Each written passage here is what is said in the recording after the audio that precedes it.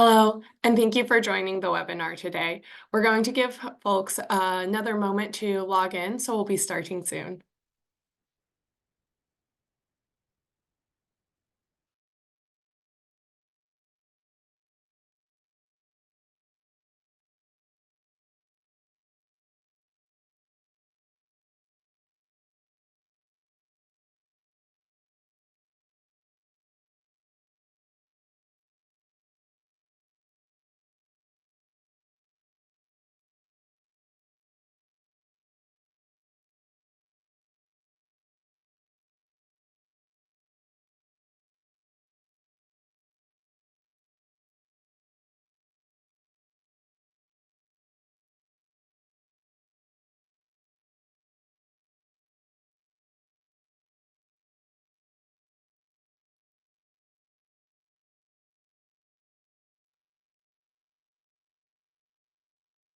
Okay, let's get started. Hello, everyone, and welcome to today's Better Buildings webinar, dedicated to bringing you the latest actionable insights from leading industry experts. Better Buildings webinars are a chance to explore the topics, technologies, and trends that affect your organization, as well as efforts to accelerate decarbonization and energy efficiency adoption. And the next slide, please. Today's webinar is called Hacking the Code, Building Performance Standard Integration and Implementation. Really quick, before we dive in, there are a few housekeeping points that I would like to cover. Please note, today's webinar will be recorded and archived in the Better Buildings Solutions Center. We'll follow up with today's recording and slides and have those made available for you all. Next, attendees are in listen-only mode, meaning your microphones are muted. If you experience any audio or visual issues throughout the webinar, please send a message in the Q&A box located at the bottom of your Zoom panel, and our tech support team will be in touch. Next slide, please. I'm excited to have you join us. We have a wonderful panel of speakers today, and they're bringing us a lot of expertise. Following some introductory polls, we will have our speakers share their experience with building performance standards, implementation or integration, and then we'll be concluding with a 15-minute Q&A. And next slide. And with that, I'd like to introduce myself. My name's Nina Wirch, and I'm your moderator for today. I'm the DOE's lead for state partnerships within the Better Buildings Initiative, and I'm also located within DOE, the U.S. Department of Energy's Office of State and Community Energy Programs. And with that, I support cross-cutting technical assistance public sector-wide. Next slide, please. Now, today we will be using an interactive platform for Q&A and polling. Please go to www.slido.com on your mobile device or by opening a new window in your internet browser. Today's event code is #DOE. If you would like to ask our panelists questions, please submit them anytime throughout the presentation. We'll be answering your questions near the end of the webinar, though. You can select the thumbs up icon for questions that you like, which result in the most popular questions moving to the top of the queue. Next slide, please. We want to learn more about you, so let's start off with a couple of questions. Please join us again over at Slido to respond to the following questions. And if you're having any issues, again, please message our tech support team by using the Zoom Q&A function. Okay. And then if you could, our first question is, what stage is your area in regarding a building performance standard? So we have no building performance standard plan, development, policy making, and implementation. Awesome.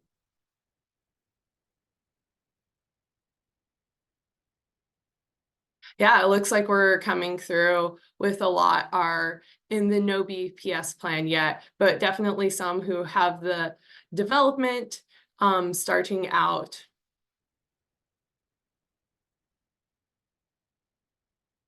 Wonderful. Yeah, we'll give a little bit more time to have those results keep flowing in.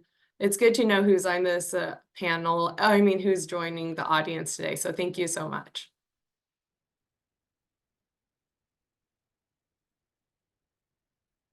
Okay, perfect. So I think we'll transition to our next slide and our next poll, and thank you for joining us. The next one is, What challenges are you facing with implementing a building performance standard? This is an open text one, so reply and type in what you have. Awesome, thank you, everyone.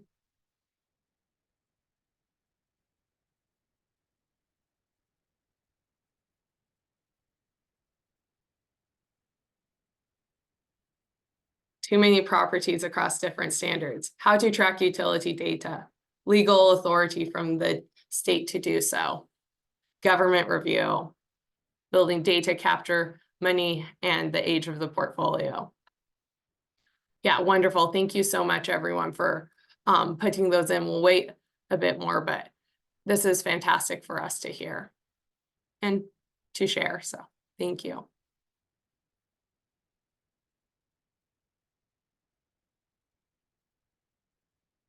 Okay, perfect. Yeah, no, thank you. A lot of older housing stock with different systems, budgeting and approvals, older mentality of contractors, complexity around metrics.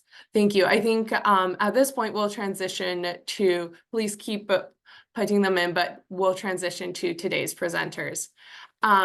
So we have a great lineup of presenters today. Our first speaker is going to be Joanna Sanders. Joanna serves as the program analyst operations lead within the building performance and enhancement branch at the District Department of Energy and Environment. In this role, Joanna provides operational oversight and program management to the district's long-standing energy benchmarking program, as well as the Building Energy Performance Standards program, leading coordination with technical compliance team members, assisting with outreach and education, and conducting data reviews and spearheading enforcement activities. Our speaker after Joanna is Michael Miranda. Michael Miranda is the Director of Portfolio Sustainability at the National Housing Trust, and he supports the real estate team in achieving NHT's Better Climate Challenge goal by 2033. After receiving a Master's of Architecture from Wentworth Institute of Technology, Michael joined the Massachusetts Renewable Energy Trust,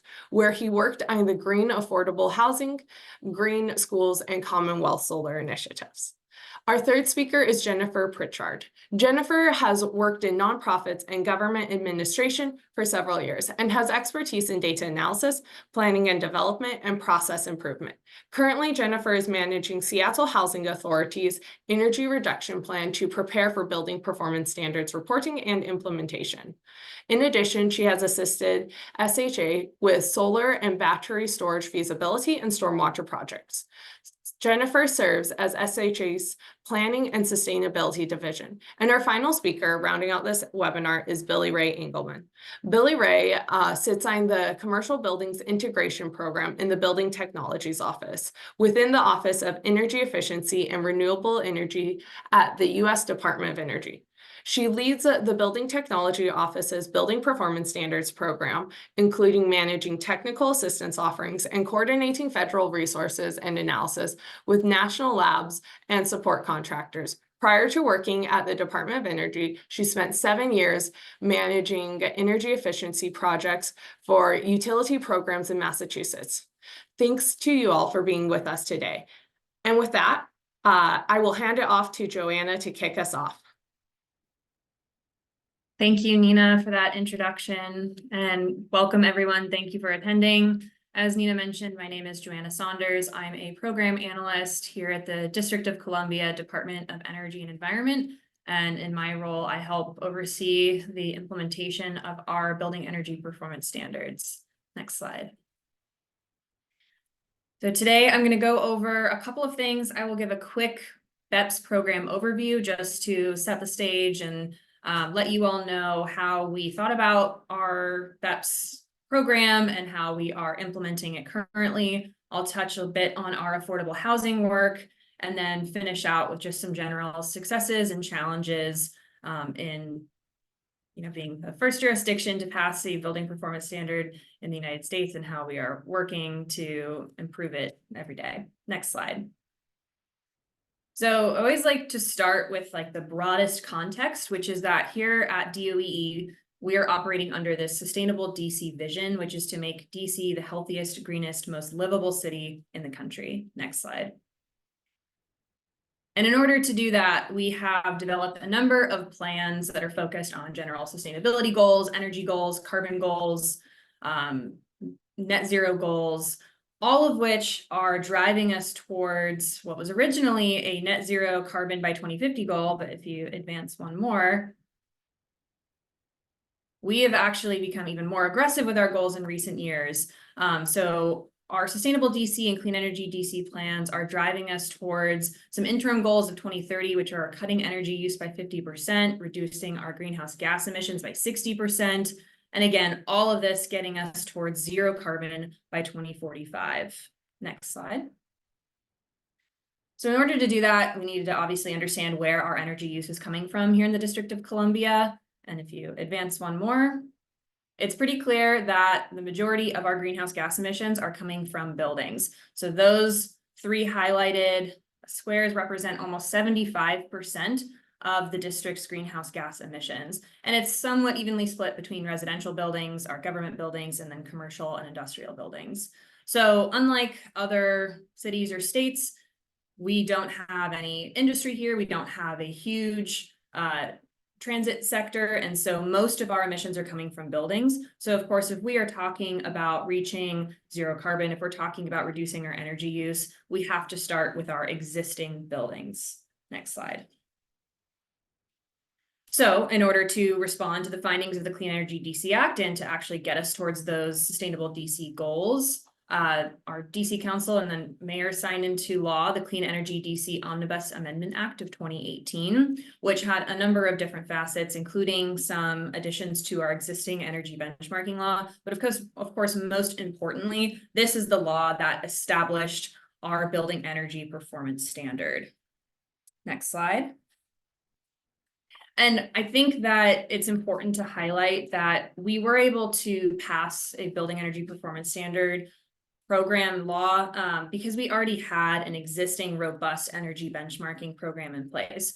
Buildings have been actually required to benchmark their energy and water data to DOE since the law passed in 2008, but really the public sector buildings started reporting data to us in 2010, so 14 years ago, and then privately owned buildings over 50,000 square feet have been annually reporting their data to us for a decade. So, they have a long-standing history of having to, understand how their building's operating, gathering those energy bills, and submitting it to DOE for review.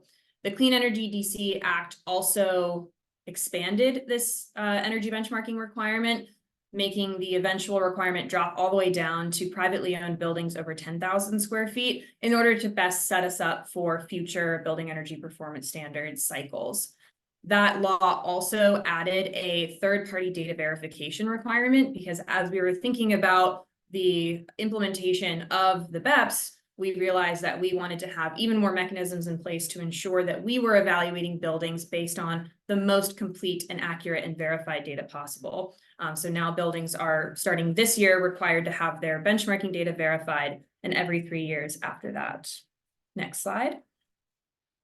So following that same kind of ratcheting down over time, as do our BEPS, we are currently in BEPS period 1. So if you advance 1, that is covering privately owned buildings over 50,000 square feet and those DC publicly owned buildings over 10,000 square feet. So this is our first cohort in BEPS period 1, but as you see, this will eventually drop down to buildings over 25,000 square feet, and then eventually it'll cover all private and publicly owned buildings over 10,000 square feet. But as I mentioned, because we have that energy benchmarking law in place, and because these smaller buildings will have had a number of years under their belt before they have to be subject to the BEPS, we felt that this was a good way to implement the BEPS and make sure that building owners had plenty of time to get familiar with their data, familiar with Energy Star Portfolio Manager, before they actually had to make performance improvements. Next slide. And this snapshot's got a lot of information here, but it's basically just capturing everything that happens within our BEPS revolution. So right now we are in BEPS period 1. So going from left to right, year 1, that started on January 1st, 2021. And that is when we set our first BEPS.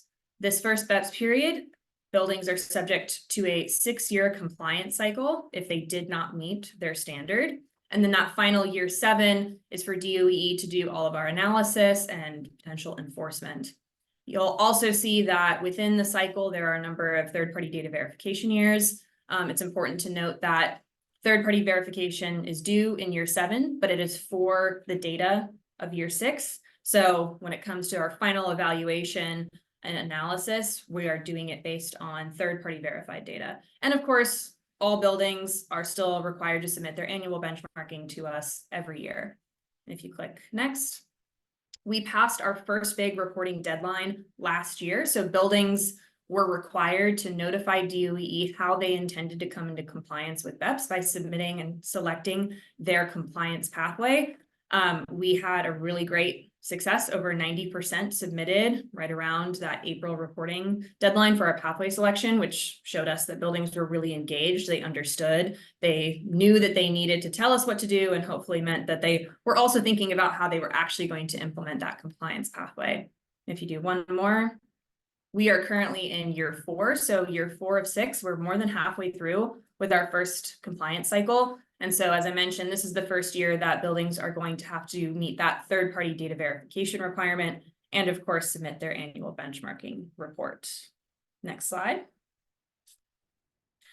And I'm not going to go too much into all of the details of all the pathways we offer. All this information is on our website, and we'd be happy to talk about this at another time. But I basically just want to highlight that we have a lot of flexibility. We have a lot of options, you know, from our most straightforward, just reduce your site energy usage by 20%, all the way over to our alternative compliance pathways, which are specifically built out for special circumstances, unique circumstances, really making sure that we are offering a viable option for all buildings that are subject to BEPS while still meeting, you know, the spirit and the intent of the law, which is to reduce overall building energy usage. I will note that 95% of the pathway selections we received were either the performance or standard target pathway. So in the vast majority of cases, buildings are opting for, you know, the pretty straightforward maximum flexibility. But we have also received alternative compliance pathways where we are able to work with building owners for their, you know, unique circumstances. Next slide. And of course, while we hope that all buildings in the compliance cycle actually meet the requirements of their selected pathway, there is, of course, the enforcement mechanism there if they don't. And so we determined our alternative compliance penalty based on a published cost benefit study that we were required to conduct in order to set our penalties.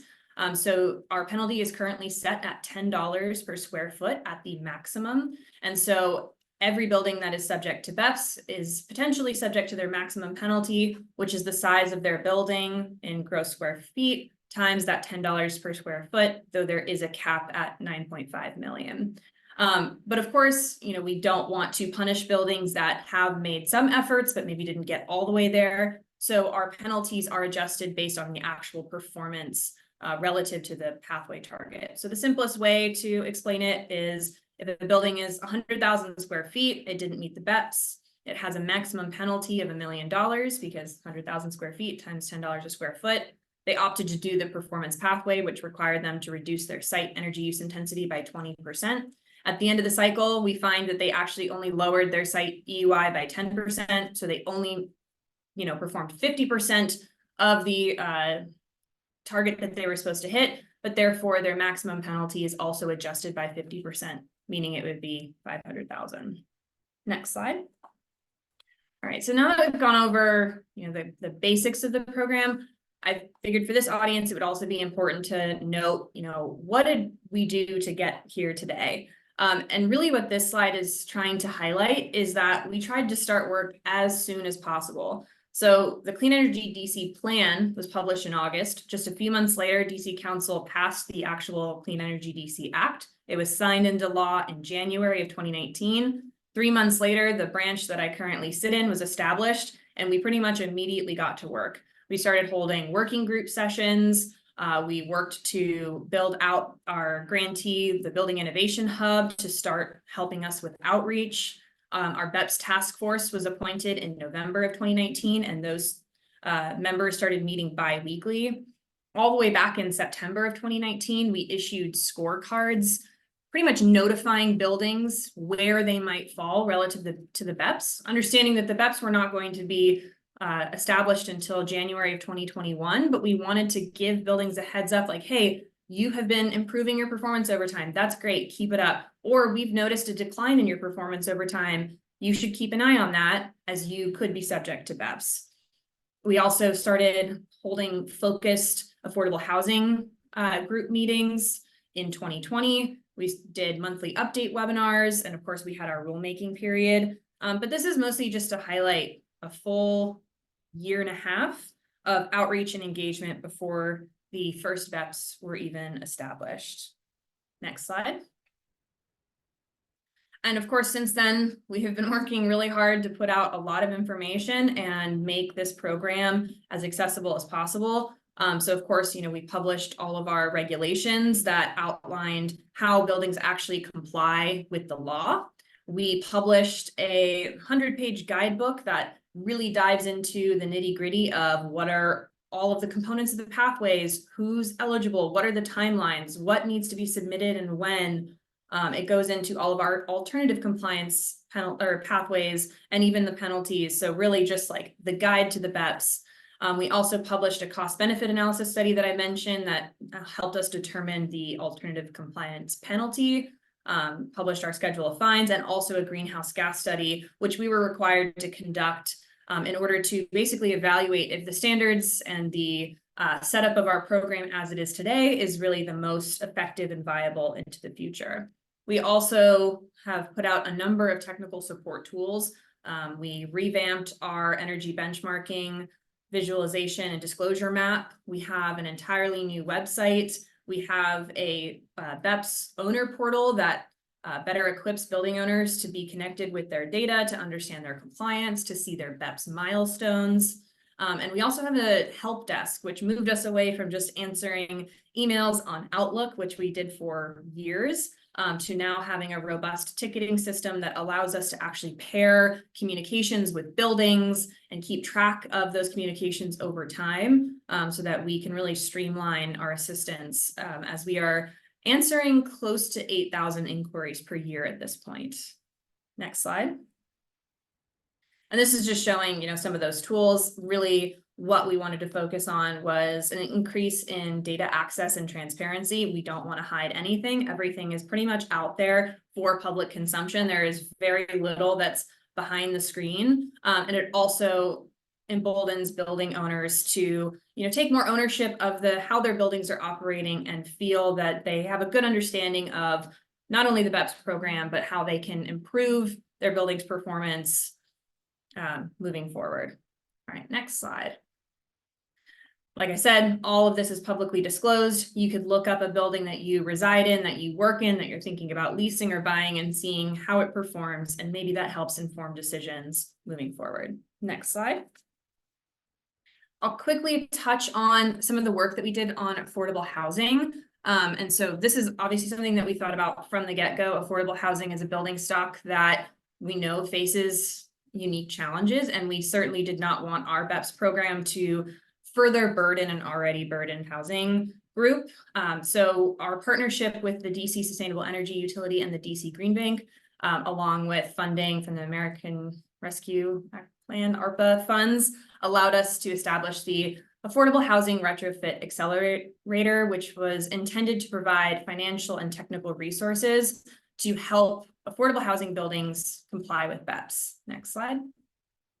So as I mentioned, we were able to leverage ARPA funds that we applied for in 2021. We identified around 140 affordable housing buildings that did not meet BEPS that might be eligible for assistance. And we applied for that funding, identified our partners, and pretty much immediately got to work. Next slide. So through ARA, we were able to provide financial assistance for energy audits, retro commissioning, installation of new energy efficient building equipment, and low-cost construction loans for deeper energy retrofits for buildings that were interested. And on top of that, it allowed us to provide one-on-one guidance, like staff time, to help building owners understand the BEPS, to help them uncover further energy saving opportunities in their buildings. And then, of course, help ensure that they are meeting all of the milestones and steps along the way. Next slide. And this just shows the eligibility for these buildings is a multifamily building over 50,000 square feet that didn't meet the BEPS and of course met the definition of affordable housing. Next slide. So my final two slides here is just really quick, high level successes and challenges. There are so many more that couldn't fit on here, but thought it was important to highlight a few. So one is we feel really proud of the amount of stakeholder engagement that we've done. There is never a limit to how much you can do. There's always more, but as I think some of those slides early on showed, we started this work pretty much immediately from the get-go. We wanted to engage with all of the relevant stakeholders, make sure that they were brought into conversations. We also had a really open and transparent process. We have been holding BEPS task force meetings on a regular basis for 4 years now. Those are open to the public. They are recorded. All of the notes and PowerPoint slides are published on our website. All of our data is accessible. Like I said, we're answering thousands of inquiries. Like, we are not hiding everything or anything. We want everyone to know everything. We also developed flexible compliance options. We have those compliance pathways available so that if your building just for some reason doesn't fit into one of those predetermined pathways, like we will work with you to establish a plan. We also have a number of really awesome tools and resources, as well as technical assistance programs.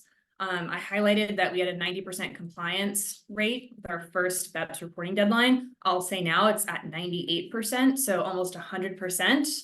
And through ARA, we've been able to offer over 60 free ASHRAE level 2 energy audits for almost 100 affordable housing buildings. Next slide.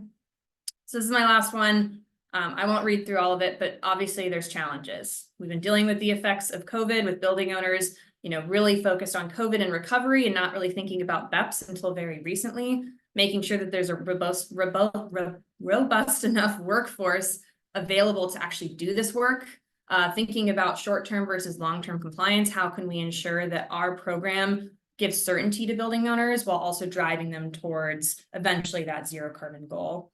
And of course, funding can be fleeting. And so, you have to act quickly and responsively, or you might leave money on the table. And with that concludes my presentation, and I will pass it over to Michael Miranda with NHT. Good morning, everyone. You can turn to the next slide, please. Yeah, the National Housing Trust is a nonprofit owner developer of affordable housing along the East Coast. Roughly half our controlled portfolios in the District of Columbia. In addition, we're a lender and developer of renewable energy to the affordable housing community. But I want to highlight our policy team's great work as they've worked with affordable housing stakeholders in numerous jurisdictions across the country to ensure the affordable housing community is represented in crafting BEPS regulations. And I'll be talking about the BEPS landscape in general, not just the District of Columbia. Of course, there's a number of metrics that can be used. Hopefully, we're seeing alignment. I know in some jurisdictions that I'm working with, that's the case. But multiple, metrics can be difficult for owners to deal with. In general, from the owner perspective, a number of programs deal with certain aspects differently of reporting. And so lessons learned really is to ensure that you understand what your jurisdiction is would like you to report in that method, in that manner. We've seen some differences. Reorganize your data to align with that, and then fix, of course, the data issues that come after that. There's definitely a benefit to hopefully reporting one of your communities early in the process, learn from the community, and then take those lessons learned, once you understand the methods and the guidelines that they have in place fully, and transition the rest of your communities to the correct alignments. I'll mention that there's a number of great green building and energy efficiency building certifications, such as EPA's Energy Star new construction certification for multifamily housing, That those certifications are great. I highly recommend them. But building performance standards evaluates operations. Those certifications will get you headed in the right direction. But even a passive house certified building doesn't guarantee efficient operations of that building. In addition, some BEPS performance levels are more aggressive than expected. I'm seeing that a bit. And there's also different building performance standard structures. Some have clear long-term performance targets, while others have cycles, compliance cycles with a new performance level set at the beginning of each cycle. From my perspective, that clear long-term performance target is a benefit, but there's other ways to sort of compensate for that, a lack of transparency if that's not the case. And to Joanna's earlier point, the affordable housing community has a unique sort of situation with renovation cycles every 17 to 20 years, and mid-cycle improvements being very difficult on very tight operating budgets. So I think consideration for those constraints is necessary. Next slide, please. One of the other things that we've learned is that one of the best ways to QC your property is with the gross floor area of the property. That's a huge impact on the performance of the building. And within our portfolio, I've found that this is key. I've definitely found some communities where would benefit from taking a look at this and increased the GFA by 20% or more in a number of communities. This can be difficult. We have certain communities where we don't have building plans, and so we have to use an alternative means. A building survey works well if the ground floor has really the same massing as the upper floors. Sort of the same footprint on the ground floor is the same, kind of relatively the same footprint on upper floors. But otherwise, there's other means of doing that and some tools that can be used. But I would highlight this as an important sort of consideration. Next slide, please. Internally, when we're looking at our portfolio's energy efficiency performance, my preferred metric is site energy use intensity, site EUI. It's fuel neutral, and I think is the best metric for energy efficiency of a building. In some parts of the US, there are all-electric buildings are more common, specifically in the Southeast and the Northwest. Just in sort of a couple of images from EIA, we have commercial buildings, roughly 31% are all electric in the US. And you'll notice even the buildings that aren't all electric, they use a good amount of electricity in their various end uses. Of course, electricity is quite common in air conditioning in the vast majority, but even in heating and hot water. And when it comes to a metric, I prefer site energy use versus source energy use is the other sort of common metric that's out there. Energy Star scores are based on it as well. It tries to account for the energy losses from the creation of that energy. And so to get to that source energy use, you actually multiply the actual usage, site energy use, by a certain multiplier depending on the fuel source. The issue is that in our portfolio, that multiplier from site to source energy, that multiplier is from 1.67 to 2.67 in our portfolio. So an existing building site EUI of 40 could range from could have a source EUI of between 67 and 107, based solely on the ratio of gas to electricity usage on site at that building. So in that case, more electric consumption in a building kind of skews the source energy metrics to higher and to look worse. it might be the case, just looking at a pure energy efficiency metric of the building. And so I don't think that's a true reflection of the performance of the building, and try to avoid the use of those metrics. Next slide, please. The other thing that I'm seeing is the use of greenhouse gas emissions in building performance standards. I think there are some clear ways to go about this and that work well, and that really show true emissions of buildings. A great one is direct greenhouse gas emission intensity. Some building performance standards are using this as a metric, and I think it's a great one. Just looking at scope 1 GHG emissions from on-site combustion. When you go into kind of whole building greenhouse gas emission intensity, scope 1 and 2, so adding in electricity, just using it as it is, I think, is also another great metric. I kind of want to caution against the use of carbon offsets or renewable energy certificates to be used as a way to kind of show compliance. I think that can be difficult if it's not aligned with GHG accounting principles, and a key one is additionality, going beyond business as usual. Not all renewable energy certificates are carbon offsets, and so they don't necessarily reduce GHG emissions. And so wanted to, we've seen that grow a bit. Clear issue here is just make sure we're aligning with GHG accounting principles, and that we're kind of avoiding a way for some owners to potentially greenwash their buildings. And I would say also the difficulty comes with smaller developers, such as our case, where adding more complexity to the process and reporting can disadvantage some smaller property owners. Thank you. I'll turn it over to Jennifer Pritchard with the Seattle Housing Authority. Thank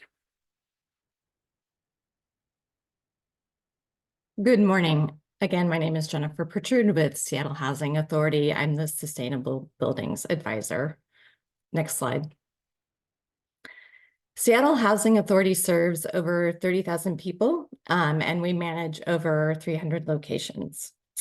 In asset management, the team that I work in, our goals are centered on race and social justice and the customer experience, quality standards, maximizing the use of agency assets to best serve Seattle, and preserving and expanding affordable housing. Next slide.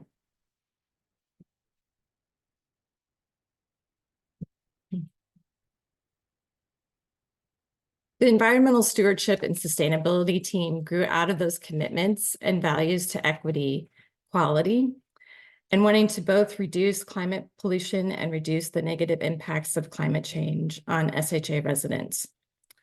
The work began in 2016, and in 2019, the agency adopted its first sustainability agenda. SHA started to incorporate building performance and energy reduction goals into this broader agenda. And this initial work has really dovetailed into BPS policy and Better Climate Challenge participation. Next slide. SHA got involved early on in the development of BPS policy in Seattle by participating in an advisory group. And I just wanted to provide you the recommendations from the director's report from that group. These were important factors for SHA, was to avoid overlap between the city and state policies, to provide technical assistance, to comply at a portfolio scale, to be able to do that in aggregated form, to allow ample lead time to meet gradual targets, and considerations for density. We also participated in a case study at one of our buildings, Stewart Manor, in partnership with the City of Seattle, the Office of Sustainability and Environment, and the University of Washington, the Integrated Design Lab, to do an energy reduction study. The results of the study have been used at SHA to extrapolate to our other buildings, and can be used as a resource to other multifamily providers. And OSC has used it as an example of energy reduction plans and trainings. And I've sprinkled some links to resources and reports that I'm hoping our facilitators can drop in the chat as I go. Next slide. So far, from my experience with the rollout, I think the City of Seattle incorporated most of the feedback from the stakeholder group. So I just want to go over a few points and resources here from both the standards from the state and city. So the state's targets are EUI focused, and those have been released. We will be doing our energy management plans at the state level, and those will include the operations and maintenance reporting. And the state has released early adopter incentives for certain building types. We're still waiting on the multifamily development. And the Department of Commerce regularly provides updates through webinars. And for the most part, the city has layered their standards on top of the states, and there's been pretty effective coordination between agencies. For example, the city has hosted the Seattle Clean Buildings Accelerator, which is a learning lab that SHA has participated in. And the city's targets are greenhouse gas intensity focused, and those targets have been released. We're still waiting on some of the compliance guidance from the city, but we do know that one pathway will include aggregated portfolio measures. So that's good. That's one of the key recommendations from the stakeholder group. And I provided a couple links to some resources that I think are good examples of how governments can provide accessible information to building owners. So with this information in hand, we know that amongst our portfolio of about 70 plus buildings that need to comply, about 40 of those need to reduce their EUI targets, and about half of those 40 need to reduce their greenhouse gas targets. Next slide. So this is our timeline. We are currently doing baseline reporting, energy reporting with the City of Seattle. We are preparing our energy management plan reporting with the state. And I also included the Better Climate Challenge goal here because we've layered that strategy on top of the BPS plans, which you'll see in our strategy on the next slide. But I just also I included this picture as a reminder of why these long-term goals are important for future generations living in our communities. We want to make sure that we incorporate strategies that both employ short-term resiliency and long-term collective reduction strategies. So next slide. So this is really a high-level picture of SHA's reduction strategy. Number one, SHA has created a planning and sustainability division to bring together housing quality, sustainability, capital planning, and budgeting into one team. Number two, one example of a resiliency strategy that we're incorporating is having a plan to address extreme heat and smoke events in Seattle, where most residents do not have cooling systems. SHA has already installed heat pumps in several community room spaces to address this issue, and we're continuing to do that work. Number three, some examples of upgrades that we will employ are water heater electrification, corridor ERVs, and roof insulation. And then for buildings that are all electric, one strategy we're considering are changing out electric heat baseboard systems, which are inefficient. And number four, single family and duplex homes are not included in BPS compliance policy, but SHA sees a huge potential to reduce greenhouse gas emissions in 2 of our community portfolios where we mostly have single-family homes. So we've incorporated this electrification work into our Better Climate Challenge goal. And our goal here is to electrify 600 homes. Next slide. So I just wanted to give you a sense of what the work looks like on a day-to-day basis. I'll just highlight a few of these areas. So under team development and communication, I mentioned that we created a new team, the Planning and Sustainability Division. So one of my roles is just to make sure everyone is updated on pertinent information about priority buildings, so we can start to weave those into our capital planning. And then under data management, so energy data, Washington State chose Portfolio Manager as the data system that we are all using. And we've been working with that for a while. And then one other area that we would like to look at is capital assets data, and moving towards a more robust database for that work, to track inventories and maintenance plans and capital improvement tracking.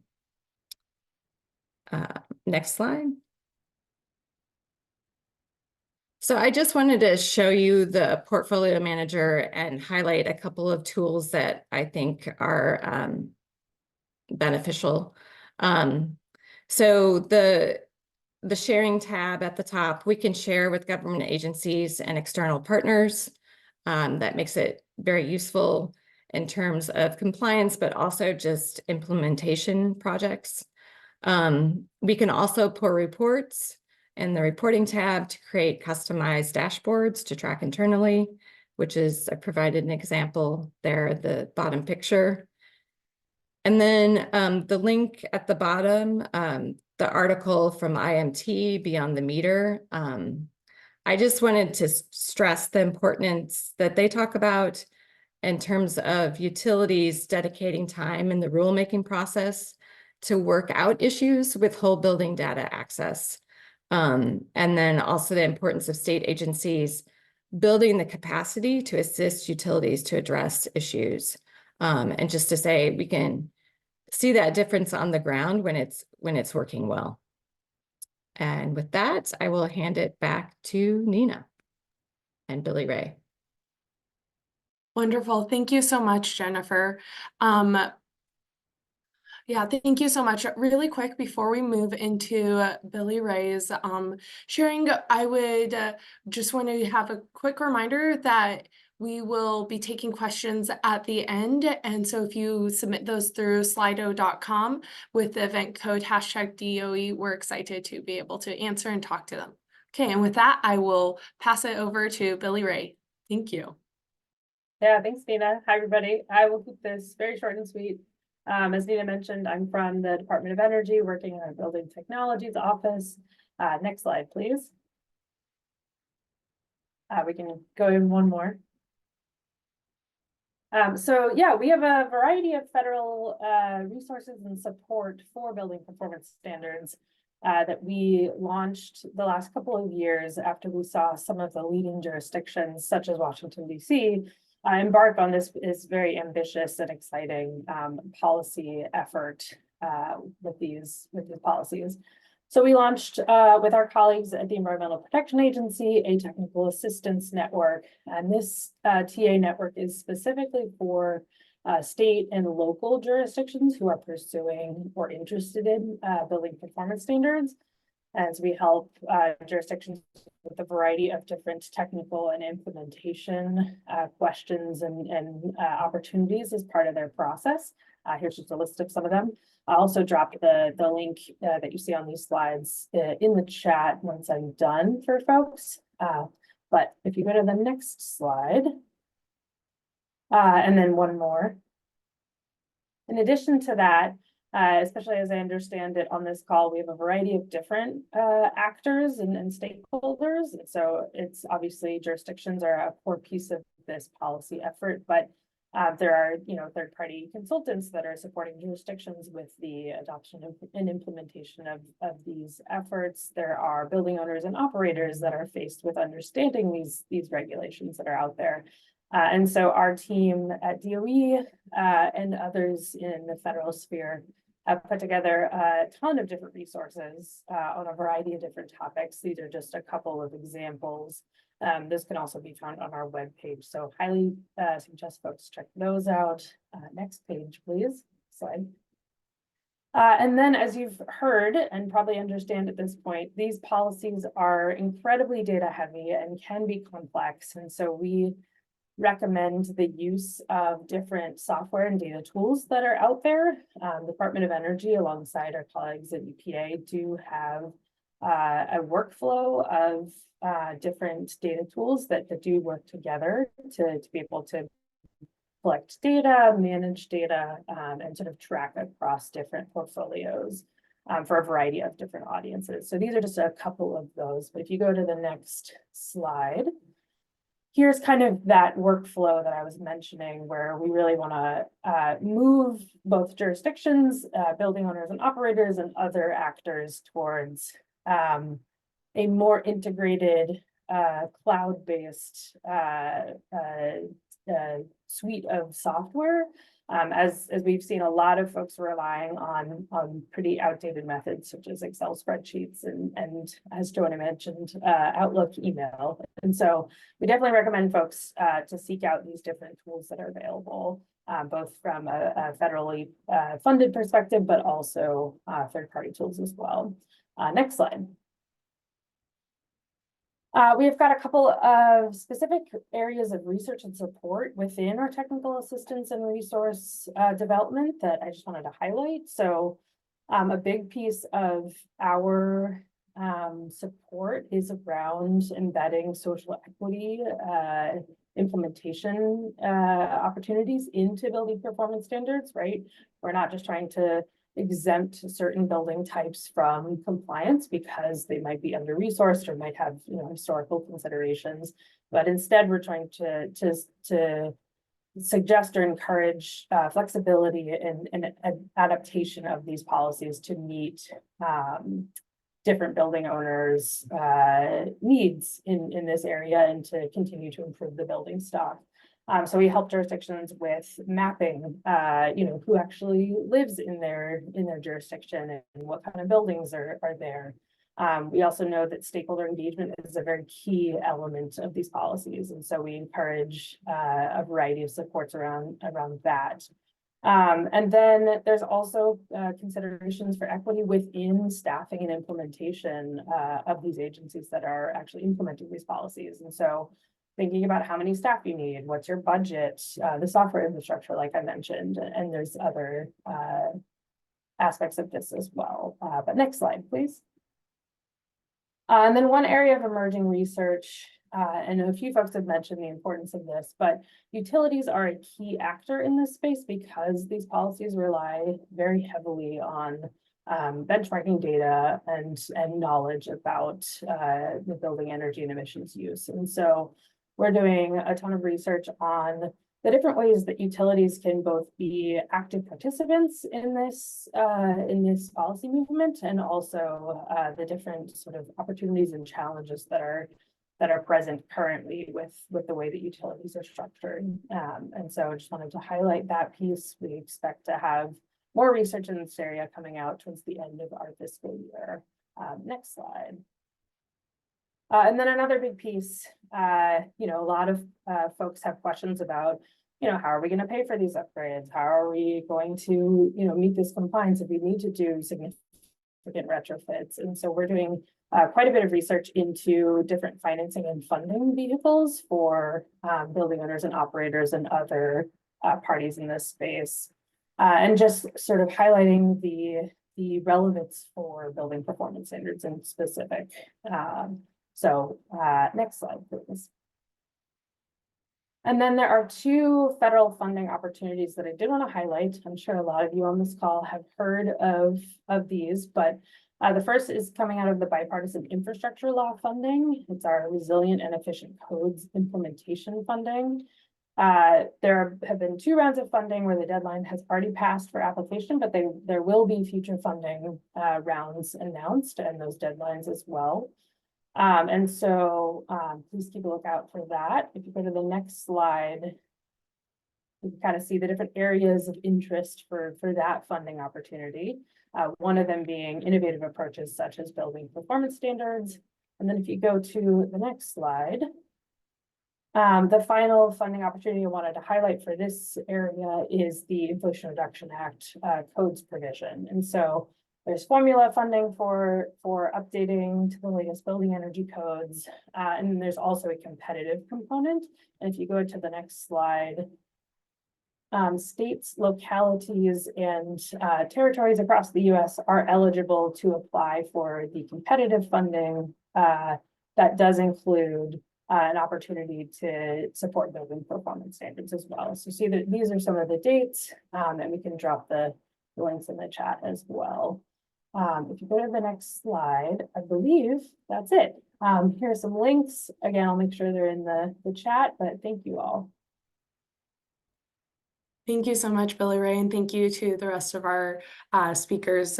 We will transition and use the last remaining time to do a Q&A. So if you could, please, again, submit questions to slido.com or upvote those that are similar to yours, and the event code is #DOE.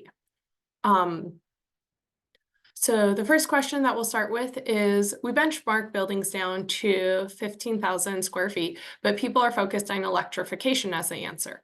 How do we change their focus away from the shiny objects and get them to improve their leaky windows, lack of insulation, and draftiness? And then I will bounce this over to our speakers over here. And Michael Miranda, will you kick us off with an answer, or? Well, yeah, I mean, I do think efficiency should be the #1 priority. Electrification, is an important one as well, especially if local stakeholders advocate for it. Thanks.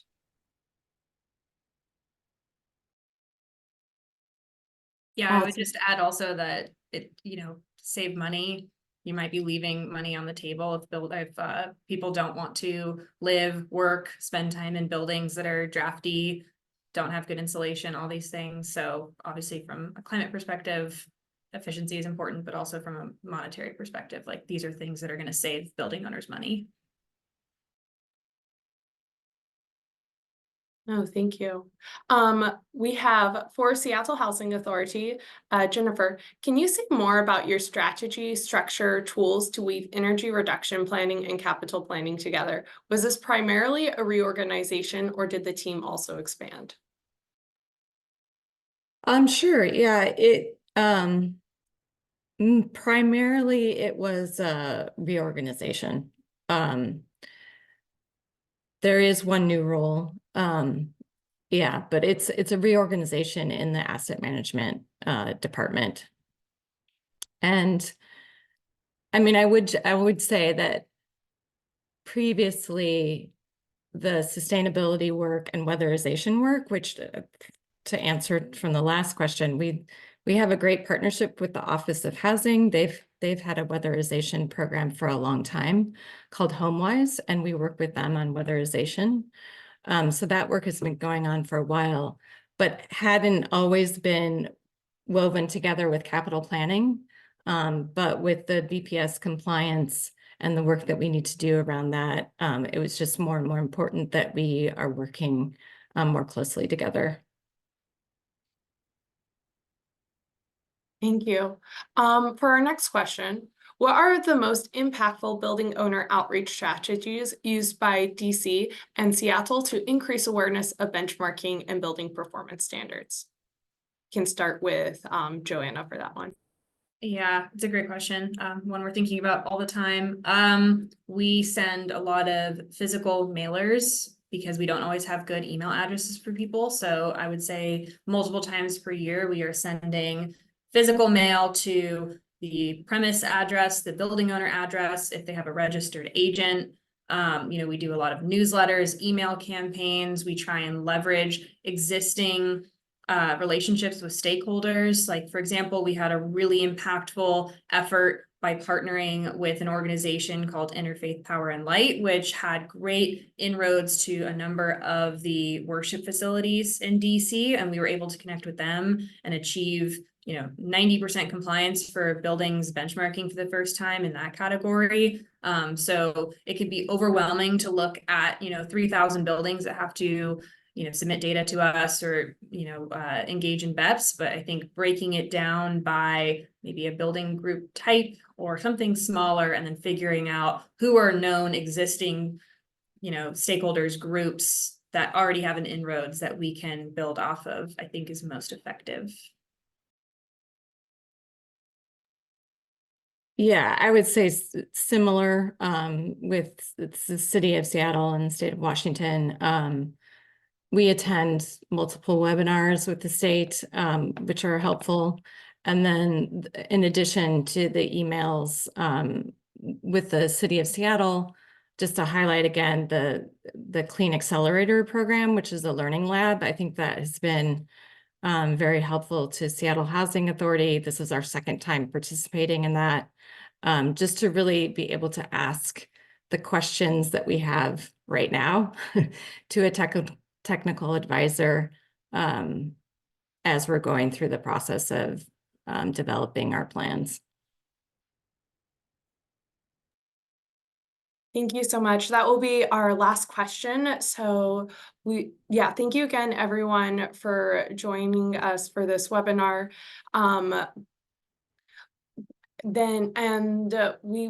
This was part of the Better Buildings 2024 summer webinars lineup. As you can see, we have a great collection of presentations every Tuesday for the next 2 months.